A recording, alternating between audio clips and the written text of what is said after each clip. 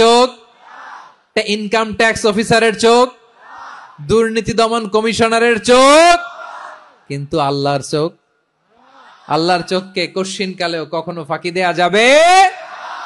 যেখানেই যান, ঘরের ভেতরে ঢুকে জানলা লাগিয়ে দরজাটা লক করে যদি অন্যায় করেন, পাপ করেন, দুনিয়ার কোন চোখ দেখে নাই, দেখেছে কে? পর্দার আড়ালে যে যদি পাপ করেন, দেখে নাই, দেখেছে কে? গহীন সাগর তলে ঢুকেও যদি অন্যায় করেন, কেউ দেখে না, সেটা দেখেন কে?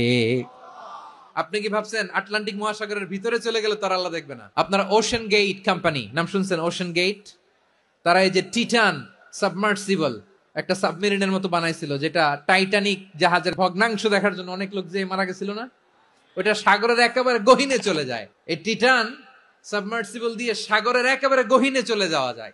তো ওইটার ভিতরে ঢুকে যদি আপনি আটলান্টিকের তলায় চলে যান, তাইলেই তো আল্লাহরে ফাঁকি দিতে পারবেন, আর তো আল্লাহ দেখতে পারবে না। সাগরের অতল গহ্বরে চলে গেল, পাহাড়ের সুরঙ্গের ভেতরে ঢুকে গেল, মহাকাশ স্টেশন পাড়ি দিয়ে মঙ্গলে পাড়ি জমালেও আমার আল্লাহর চোখ কশ্চিন কালেও ফাঁকি দেয়া যাবে। এজন্য সে আল্লাহ বললেন লা তুদরিকুহুল